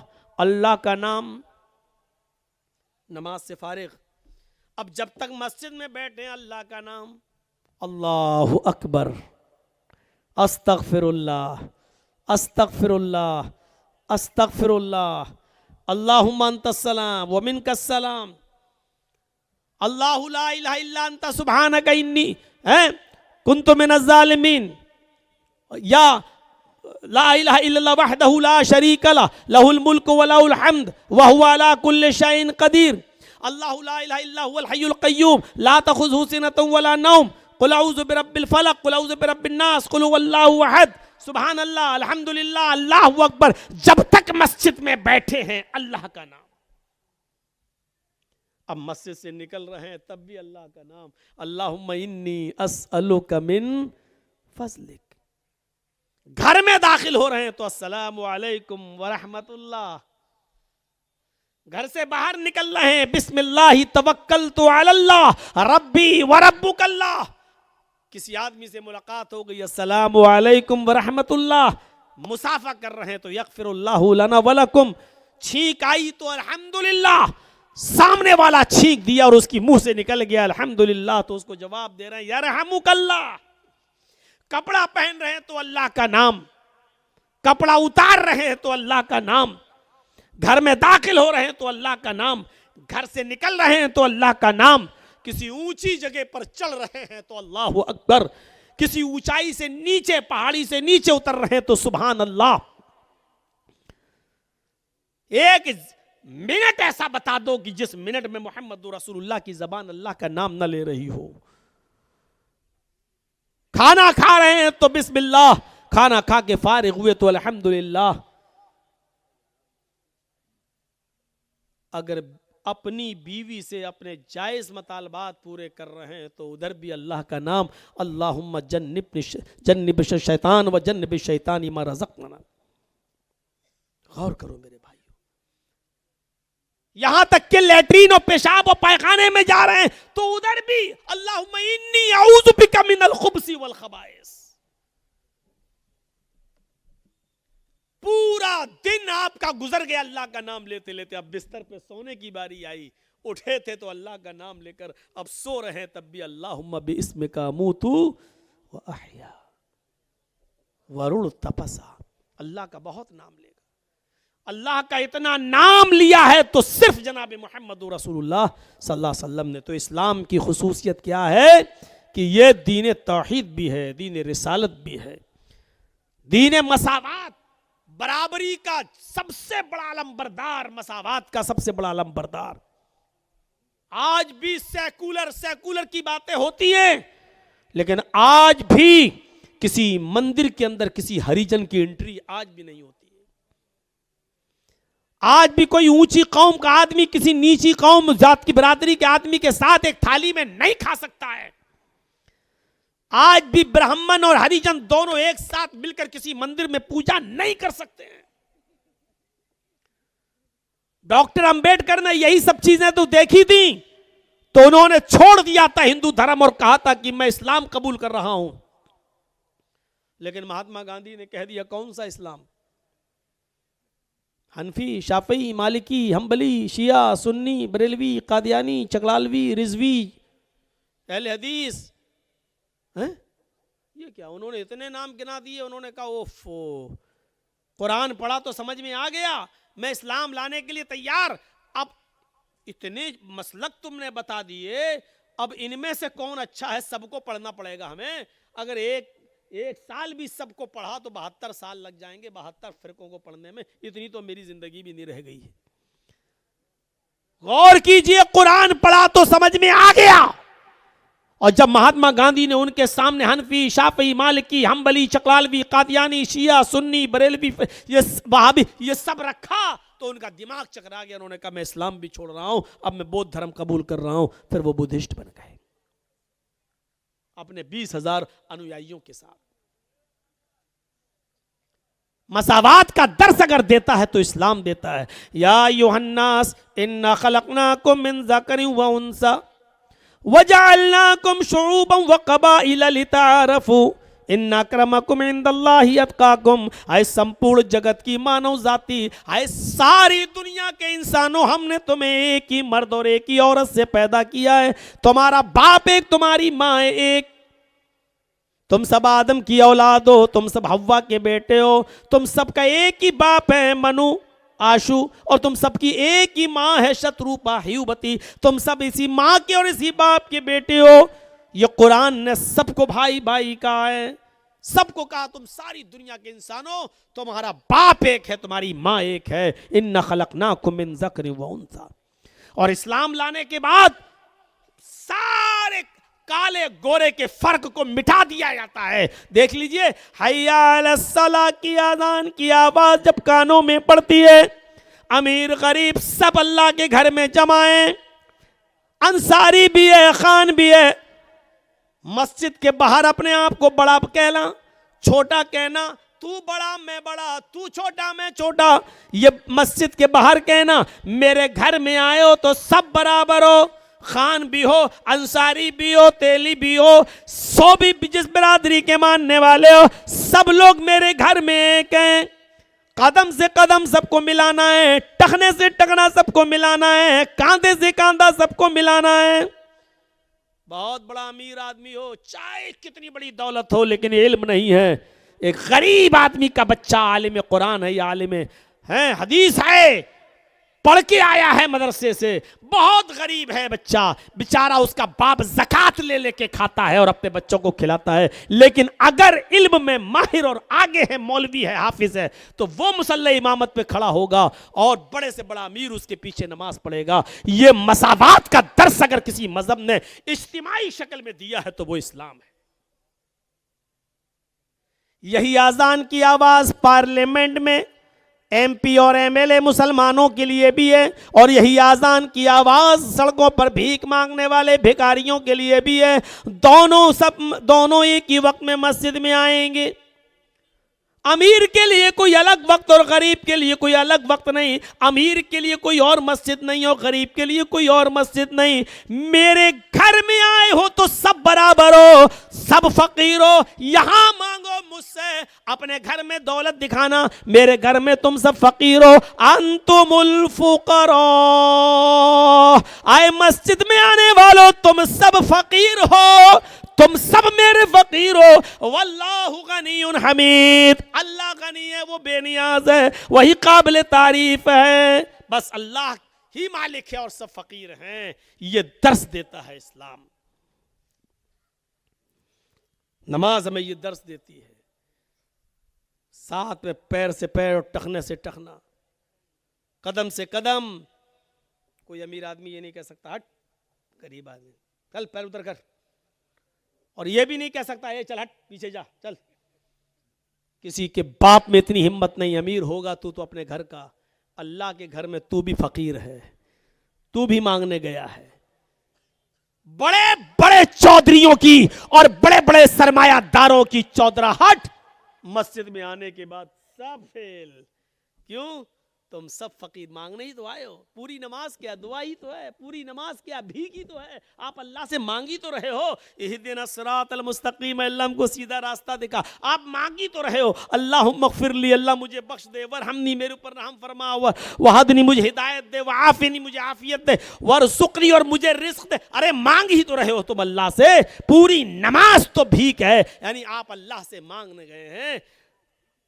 आप तो खुद साबित कर रहे हैं कि अल्लाह मालिक है और हम फकीर, और तुम किसी गरीब आदमी को भगाओगे। इसी मंजर को देखकर तो डॉक्टर अंबेडकर ने कहा था, ये देखिए अमीरी गरीबी के फर्क को मिटा दिया गया है, काले गोरे के फर्क को मिटा दिया गया है। यही तो इस्लाम है, यही तो दर्स दिया है मोहम्मद रसूलुल्लाह ने। इस्लाम यही दर्स। हजरत उमर फारूक पेशाब कर रहे हैं और उनका गुलाम कहता हुआ चीखता हुआ निकला, ये अमीरुल मोमिनीन, अमीरुल मोमिनीन, अमीरुल मोमिनीन। हजरत उमर फारूक को नहीं देख पाया वो। अब अमीरुल मोमिनीन पेशाब कर रहे, उनको गुस्सा आ रहा, कमीना अमीरुल मोमिनीन चिल्ला रहा, पता नहीं मैं पेशाब कर रहा हूँ, ऐसे कैसे उठ जाऊंगा। जब इस्तंजा करके फारिग हुए तो उसको, ए जरा जी देख नहीं रहे हो कि मैं पेशाब कर रहा था। अमीरुल मोमिनीन एक थप्पड़ दिया उसके गाल पर। हाँ बोलो क्या बात। उसने अपनी कुछ बात बताई और कहा ठीक है, अच्छा चलो हो जाएगा।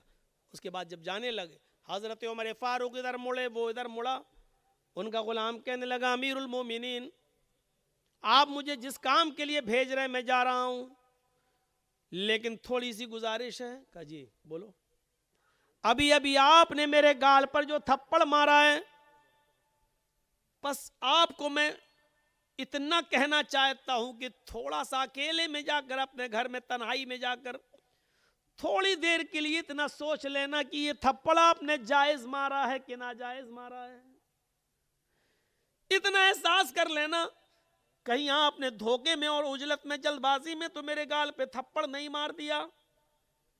मुझे तो अपनी कोई गलती नजर नहीं आ रही थी, हो सकता है कि आपको कोई गलती नजर आए। अगर कोई गलती नजर आ जाए तो मुझे भी बता देना। अमीरुल मोमिनीन ने कहा, साफ साफ गलती है।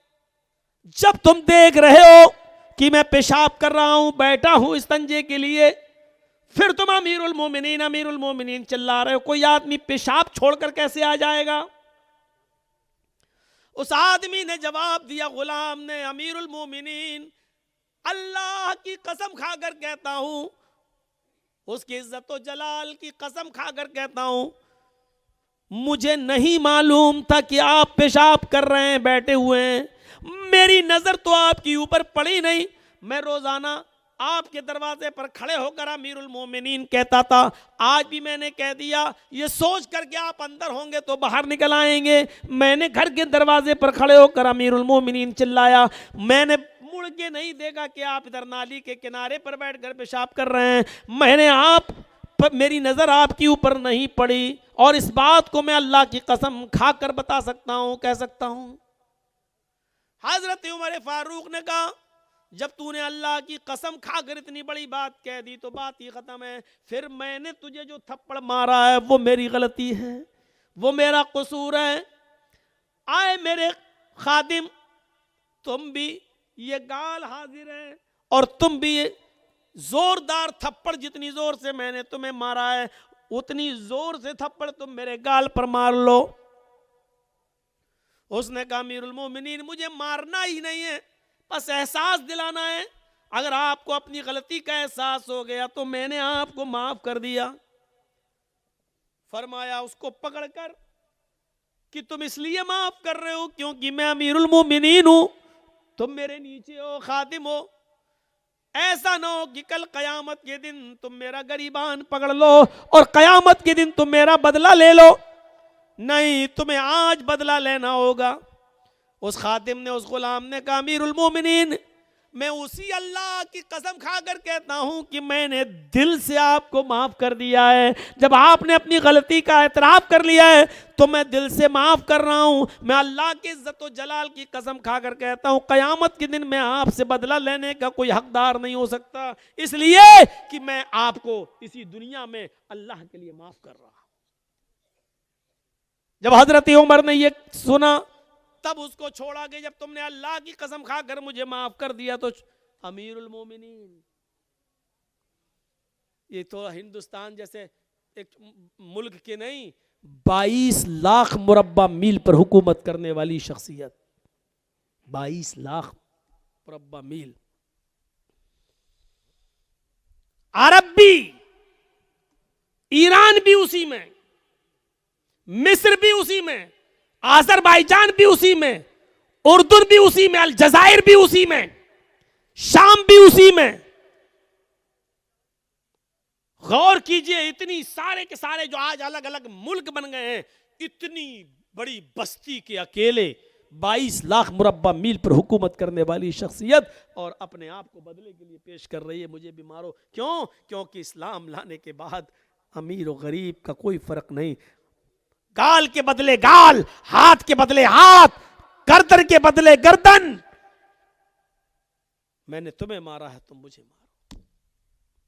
ये है मसावात। इस्लाम दीन तौहीद है, दीन रिसालत है, दीन मसावात है, दीन अदल है, दीन तकवा है। और अभी मैंने जो आपको बताया है मसावात का युद्ध, इस्लाम दीन सहल भी है। आसानी है इसके अंदर, बहुत आसानी। पहले जमाने में इतनी आसानियां नहीं थी। 5 वक्त की नमाज फर्ज है। इतनी जबरदस्त फर्जियत है नमाज की कि किसी भी हाल में और किसी भी कंडीशन में माफ नहीं है।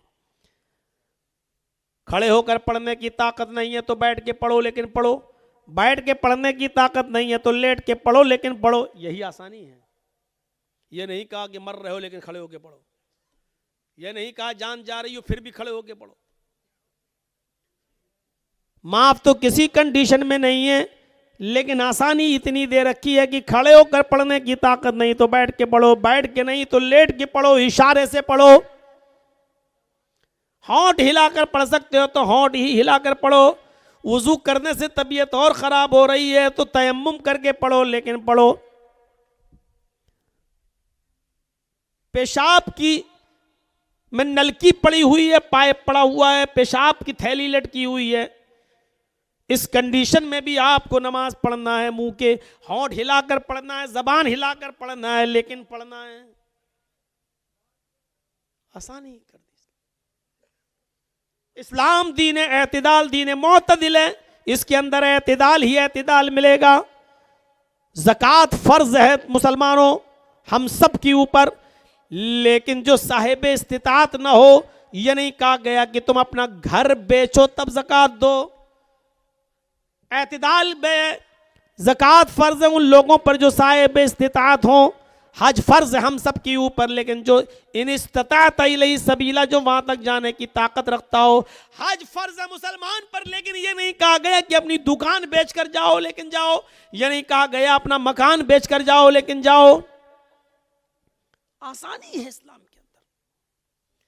पानी नहीं मिल रहा है तो तयम्मुम करके नमाज पढ़ लो। एतदाल है और सहूलत है इस्लाम के अंदर। मेरे भाइयों, इससे ज्यादा सहूलत और क्या होगी कि एक शख्स आया अल्लाह के रसूल के पास और कहने लगा हलक तो या रसूल अल्लाह। बुखारी के अल्फाज, अल्लाह के रसूल मैं तो हलाक हो गया, बर्बाद हो गया। आपने कहा क्यों, क्या हुआ? कहा अल्लाह के रसूल रोजे की हालत में बीवी से हम बिस्तरी कर ली। आपने कहा अच्छा, गलती तो हुई है तुमसे, लेकिन इस्लाम के अंदर रास्ता है, और वो रास्ता ये है कि इस एक रोजे को तो तुम्हें पूरा करना ही पड़ेगा बाद में। अब एक गुलाम आज़ाद करो। कहा अल्लाह के रसूल पूरी ज़िंदगी हमें गुलामी करते हुए हो गई दूसरे की, हम कहाँ के गुलाम आज़ाद कर पाएंगे। अल्लाह के नबी ने फरमाया तो दूसरा ऑप्शन भी है, अगर गुलाम आज़ाद करने की ताकत नहीं है तो 60 रोजे रखो मुसलसल, पे दर पे कंटिन्यू, शहरैनी मुताताबिऐन, कंटिन्यू रखना है, रेगुलर, पर पे दर पे, एक भी छूटना नहीं चाहिए बीच में। 60 रोजे मुसलसल बिला किसी उज़्र और बिला किसी बीमारी के। एक भी रोजा आपने अगर छोड़ दिया तो अब तक जितने रखे वो सब बेकार। मसलन अगर आपने 50 रोजे रखे, अब सोचा कि थोड़ा 2-4 दिन आराम कर लें, 10 ही तो रह गए हैं, और जहां आपने बिला किसी उज़्र के, बिला किसी बीमारी के एक रोजा भी छोड़ दिया, वो 50 बेकार। अब फिर से रखो 1 से 60। कहता कितने? का 60। कहा अल्लाह के रसूल एक रोजे का तो यह हाल है, बीवी से मिल बैठा, 60 रोजे कहां से रख लूंगा, मेरे पास 60 रोजे रखने की भी ताकत नहीं। आपने कहा फिर एक और तीसरा रास्ता है, बस आखिरी लास्ट वे, आखिरी रास्ता। कहा क्या है, बताइए बताइए। आपने फरमाया 60 मिस्कीनों को खाना खिलाओ। सोचने लगा। आपने कहा क्या सोच रहे हो? कहा कि अल्लाह के रसूल इसके अलावा कोई? का नहीं, सिर्फ 60 मिस्कीनों को, अब ये आखिरी रास्ता है। कहा अल्लाह के रसूल आपको शायद मेरी कंडीशन मालूम नहीं है। आपने कहा क्या हुआ? कहा मेरा अपना यह हाल है कि अगर सुबह खाने को मिल जाए तो शाम को भूखा सोता हूं, और शाम को मुझे और मेरी फैमिली को अगर खाने को मिल जाए तो सुबह से लेकर शाम तक भूखा रहता हूं। हमें दोनों टाइम खाना नहीं मिल पा रहा है, मैं 60 मिस्कीनों को खाना कहां से खिला सकता हूं? नहीं है। 3 ही ऑप्शन होते हैं और तीनों उसके पास नहीं है। तो अल्लाह के रसूल ने कहा अच्छा लो, रुको मैं तुम्हारे लिए इंतजाम करवाता हूं, कुछ तो करना पड़ेगा तुम्हें, ऐसे थोड़ी बीवी हलाल हो जाएगी तुम्हारे लिए। नमाज का वक्त होता है, नमाज के बाद आपने ऐलान किया सहाबा से, ये तुम्हारा भाई है, रोजे की हालत में बीवी से हम बिस्तरी कर बैठा है, गुलाम आजाद करने की ताकत नहीं, रोजे रखने की ताकत नहीं, मिस्कीनों को खाना खिलाने की ताकत नहीं, इसके लिए चंदा करो, जो किसी के पास हो लेकर आओ, इसकी मदद करो, ये अपने इलाके के गरीबों मिस्कीनों में तकसीम कर देगा, इसका कफारा अदा हो जाएगा, इसकी पेनाल्टी अदा हो जाएगी। अच्छा, अब लोग अपने घर से लाए, कोई 2 खजूर, कोई 5 खजूर, कोई 10 खजूर, कोई कुछ, एक टोकरा भर गया, इतनी बड़ी थैली। अल्लाह के रसूल ने अपने हाथ से उठाकर उसको दिया, लो ये तुम्हारे भाइयों ने तुम्हारे लिए चंदा किया है, पकड़ो इसको। कहा मैं क्या करूं इसका अल्लाह के रसूल? ताज्जुब देखिए। कहा अल्लाह के नबी ने जाओ अपने कबीले में, अपने खानदान में जाओ और इसको अपने इलाके के गरीबों में, अपने कबीले के गरीबों में तकसीम कर दो, तुम्हारा कफारा अदा हो जाएगा और तुम्हारी बीवी हलाल हो जाएगी तुम्हारे लिए, जाओ। कहने लगा अल्लाह के नबी सल्लल्लाहु अलैहि वसल्लम मैं अपने कबीले में किसको दूं? आपने कहा बताया तो, अपने इलाके के गरीबों में, मिस्कीनों में बांट दो। कहने लगा अल्लाह की कसम पूरे गांव में, पूरे कबीले में, पूरे खानदान में मुझसे ज्यादा गरीब कोई है ही नहीं। ये सुना तो अल्लाह के नबी के चेहरे पर मुस्कुराहट आ गई, आपके दांत दिखाई देने लगे, आपकी बाँछें खिल उठी और हंसते हुए कहा तो तू ही ले जा, जा खुद खा ले और अपने बच्चों को खिला दे, तेरा कफारा अदा हो जाएगा, जा। इससे ज्यादा आसानी कौन से मजहब पे और किस मजहब में मिलेगी? ये दीन मोतदिल है। इस्लाम की खुसूसियात पर ये चंद बातें मैंने आपके सामने रखी हैं। 2:53 हो चुके थे। जलसा कमेटी के खास जिम्मेदार ने कहा था 12 बजे आपको टाइम मिल जाएगा। अब वो फिर 2 मिनट, 5 मिनट, 10 मिनट होते होते मेरे भाइयों तकरीबन 1:30 बजे टाइम मिला। बहरहाल 1.5 घंटे की इस तकरीर पर मैं इक्तिफा करता हूँ। कल भी मेरा प्रोग्राम है, शेख असगर साहब ने प्रोग्राम, मेरे आज का भी ये प्रोग्राम उन्होंने लिया, कल का भी लिया। दुआ कीजिए अल्लाह रब्बुल आलमीन इन जलसों के जो असरात होना चाहिए वो हमारी ज़िंदगियों पर मुरत्तब फरमाए। सिर्फ शब बेदारी नहीं होनी चाहिए, हमें अपनी ज़िंदगियों में इनकलाब पैदा करना चाहिए। इस वक्त हमारे मुल्क के जो हालात हैं उनको सामने रखते हुए हर मुसलमान को सोचना चाहिए कि हमें किस तरीके की ज़िंदगी गुजारनी है। मेरे भाइयों, बड़ी हिकमत और बड़ी दानाई से और बड़ी होशियारी से काम करना है, बड़ी होशियारी से काम करना है, अक्लमंदी से काम करना और होशियारी से हमें और आपको काम करना। ऐसा ना हो कि एक जंगल के अंदर था वो, और एक शिकार शेर ने किया, एक शिकार भेड़िए ने किया और एक शिकार लोमड़ी ने किया। तो फिर शेर ने पूछा बताओ भेड़िए से और लोमड़ी से कि इंसाफ करो ये जानवर कौन खाएगा। तो सबने, भेड़िए ने फैसला किया, भेड़िए ने कहा कि जो जानवर जिसने मारा है वो खा ले। हैं? भेड़िए ने कहा मैंने बकरी मारी, मैं बकरी खा लेता हूँ। लोमड़ी ने कहा मैंने खरगोश मारा है, मैं लोमड़ी खा लेता हूँ, वो लोमड़ी खरगोश खा लेगी। और आपने जो इतना बड़ा गधा मारा है, आप गधा खा जाइए शेर से। शेर को गुस्सा आया और शेर ने उस भेड़िए को ही फाड़ डाला, लिया, कमीना ये फैसला कर रहा है। अब लोमड़ी से पूछा कि कमीना सच्चा फैसला नहीं किया था, तू बता कि क्या क्या करना चाहिए। लोमड़ी समझ गई। लोमड़ी ने कहा हजरत आप जंगल के राजा हैं, सुबह उठिए नाश्ते में खजूर ये ले लीजिए खरगोश, दोपहर में बकरी खा लीजिए और शाम को आपका ये पूरा गधा पड़ा हुआ ये खाइए, और अब तो भेड़िया भी आपने मार दिया है, ये भी मुंह का जायका सही करने के लिए रात को सोते वक्त इसको भी ले लीजिए। ये चारों ही जानवर तो आपके हैं, आप ही खाइए, आप जंगल के राजा, आप नहीं खाएंगे तो कौन खाएगा। शेर ने कहा वाह लोमड़ी क्या फैसला किया है, बहुत अच्छा फैसला, गुड। उसकी पीठ थपथपाई और उसने पूछा शेर ने इतना अच्छा फैसला करना तूने सीखा कहां से। कहने लगी भेड़िए से, कहने लगी भेड़िए से। तो मेरे मुसलमानों ऐसा ना हो कि एक खूनख्वार आदमी, आप समझ गए हैं ना, हम सबको खा जाए। इसलिए कभी कभी अक्लमंदी का तकाजा ये है कि अपना भी खाना उसी को दे दिया जाए। लो, अगर आप अपनी सेफ्टी चाहते हो तो, वरना भेड़िए की तरह मारे जाओगे और काटे जाओगे। अक्लमंदी और दानिशमंदी का पहलू अपनाने की ज़रूरत है, बहुत ही अक्लमंदी और दानिशमंदी की ज़रूरत है। अल्लाह तबारक व तआला से दुआ है कि अल्लाह हमारी ख़ताओं को माफ़ फरमा दे, गुनाहों को बख्श दे, जमी मुसलमानों पर रहम फरमा। और अल्लाह तेरे नबी का फरमान था अमालुकुम मालुकुम, जैसे तुम अमाल करोगे वैसे हम तुम्हारे ऊपर हुक्मरां मुसल्लत करेंगे। इसका मतलब यह है कि हमारे अमाल अच्छे नहीं हैं। बारिल्लाह हमें अपने अमाल की इस्लाह करने की तौफीक अता फरमा, ताकि हमारे ऊपर अच्छे हुक्मरां और ईमानदार हुक्मरां हमारे ऊपर मुसल्लत हों। बारिल्लाह जब तक तू हमें ज़िंदा रख, इस्लाम पे ज़िंदा रखना, और जब हमारा ख़ात्मा हो तो ईमान पर फरमाना। वमा अलैना इल्लल बलागुल मुबीन व आखिरु दावाना अनिल हम्दुलिल्लाहि रब्बिल आलमीन।